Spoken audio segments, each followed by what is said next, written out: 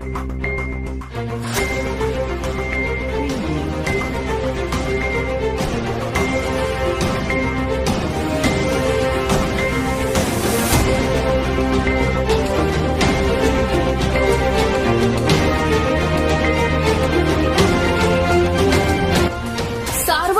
News Maharashtra. Chhatrapati Sambhajinagar जिल्ह्यातील विविध भागांमध्ये अवैध दारू विक्री केली जाते.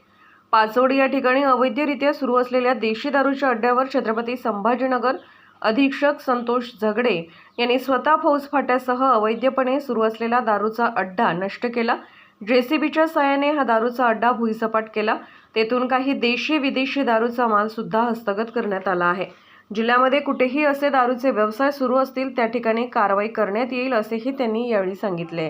काय सांगा सर, आपण काल अवैध धंद्यावर कारवाई केली, कशा पद्धतीने?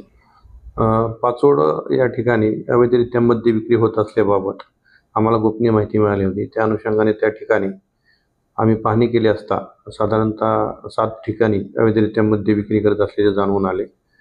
ज्या ज्या ठिकाणी अवैध मद्य विक्री करत होते त्या ठिकाणचा मुद्देमालही आम्ही जप्त केला. तसेच त्या ठिकाणी जे अवैधरित्या बांधकाम केलेलं होतं असं 3 ठिकाणचं आम्ही बांधकाम जेसीबीच्या साहाय्याने आम्ही ते जमीनदोस्त केलेलं आहे. आणि यापुढेही मी असं आवाहन करतो की अवैधरित्या मद्य विक्री करत असल्यास राज्य उत्पादन शुल्क विभाग अथवा पोलीस विभागाशी संपर्क करावा. त्या ठिकाणी निश्चितपणे कारवाई केली जाईल. आपण जे कारवाई केलेली आहे त्याचे पडसाद इतर ठिकाणी उमटतील का सर?